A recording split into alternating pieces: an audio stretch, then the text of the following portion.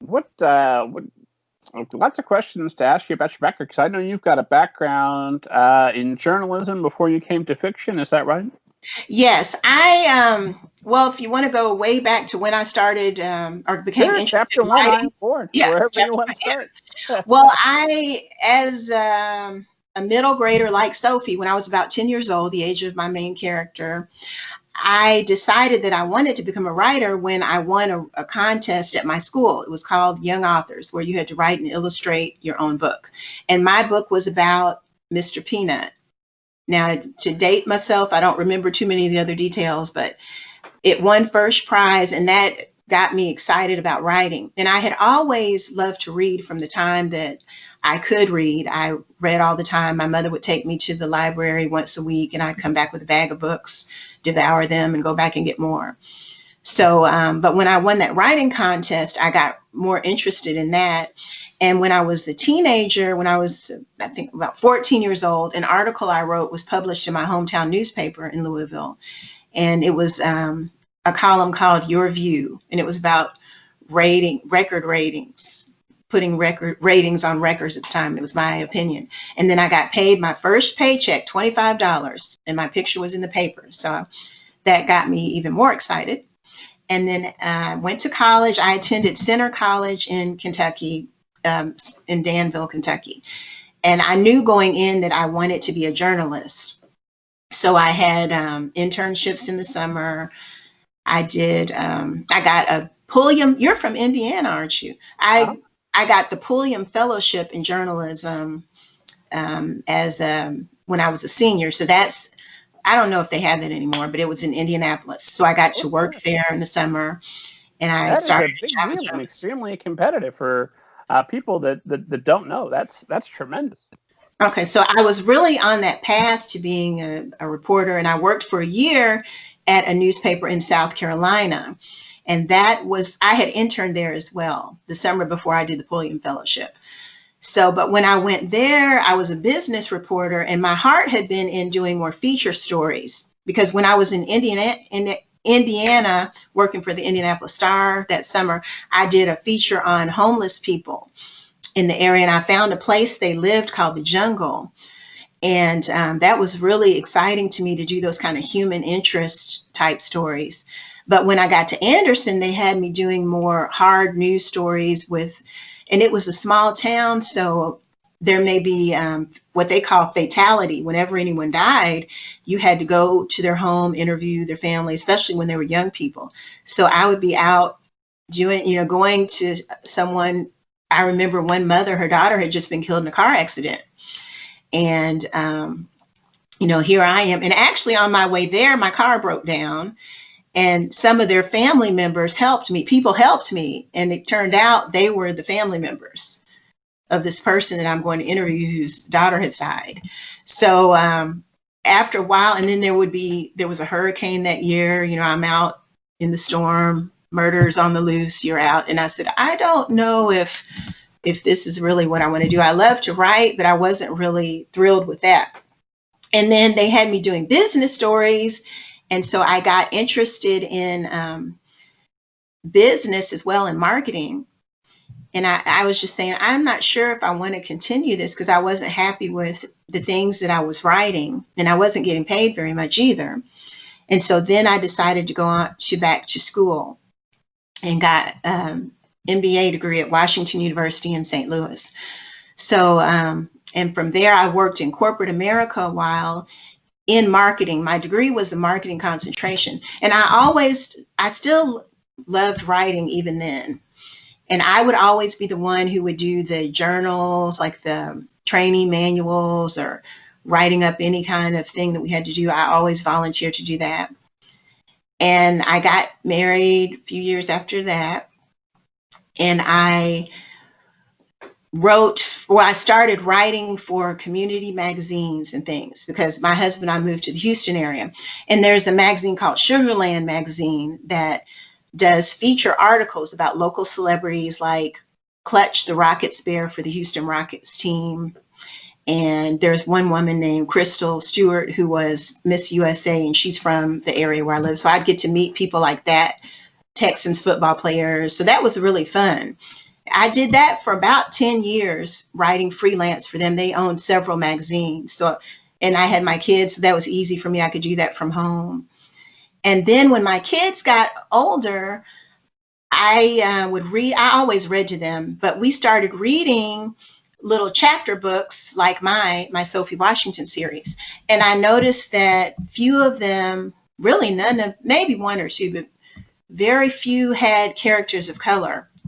And I said, oh, I could write something like this. This would be fun. And I wanted to, by then we had moved to Houston, and that's, I had been describing to you earlier, the wild boar, the alligators, and all the things that I would see here. And I said, this would be really cool to write a story about the different things that go on here in our area, and also have some kids of color, because Houston is one of the most diverse cities in the United States.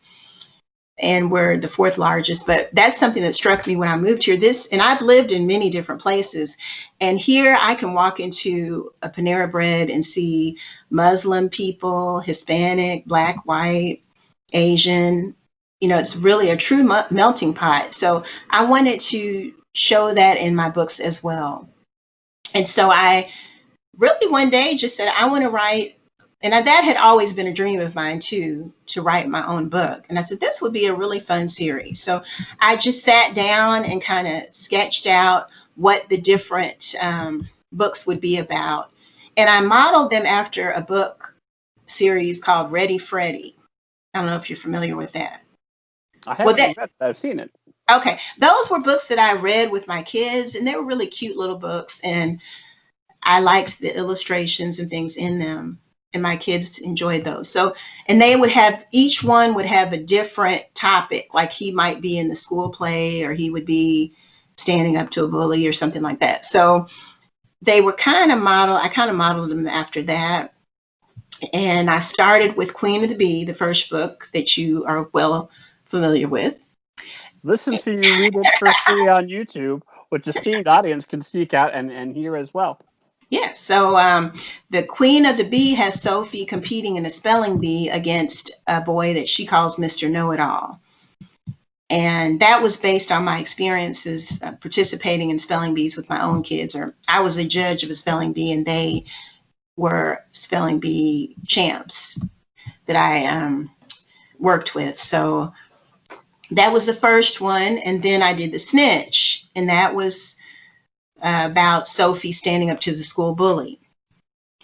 And then from there, they just, I shared them, because I'm an independent author, with some librarian friend, or one librarian friend. And she said, these are really something, you know, I think these are really appealing. And what she said that they filled a niche because they had an African-American protagonist that was in a two-family situation, and that they kind of focused on more normal not that anything is abnormal, but just regular everyday activities of children. Because a lot of the books you'll see that feature the African-American characters may have them in maybe a downtrodden situation, or they deal with more historical issues. So this was kind of a contemporary story that showed the African-American girl living and are going through common problems that kids face, but that she was a star. And so that really is my journey, I guess, with the series. That started out with the first book, then I did the second, and then I did Things You Didn't Know About Sophie. Has her not telling the truth, going through ups and downs as she learns to be true to herself. And once I did that one, and then I got the illustrator that I have who's illustrated these books. I had some different illustrators for my initial books, first two. And then they really started taking off. And I had kind of written these as a gift to my children, because I would even read them to them as bedtime stories when I was writing them to get their feedback. And they'd say, oh, you need more action here. Oh, this is kind of boring. And I said, you know, I really believe in these books. I think that children will enjoy them. And I had done a few school visits, maybe a couple, and had really good, people had really enjoyed them as well. And so I started marketing them heavily in 2018. And since then, I've seen quite a bit of success with them. Absolutely. You are climbing the charts. You're an Amazon best-selling author. You're a 5-star favorite. Yeah, so I'm really excited that, and what I really love is that I get emails from parents telling me that their children who were reluctant readers are now picking up a book, wanting to read. And that's really what it's all about to me, because I grew up loving to read. I always had a book in my hand, and I still do. And with all the distractions that the kids have nowadays, I'm really excited to be someone that can encourage them to read and learn about different people, different places and things, because reading always opened up the world to me. And it really just expanded my life. When I think I grew up in Kentucky, and when I think back of all the books that I read, that encouraged me to do so many things that I might not have done had I not picked up those books. So I'm happy that I'm playing this small role in the childhood of my readers.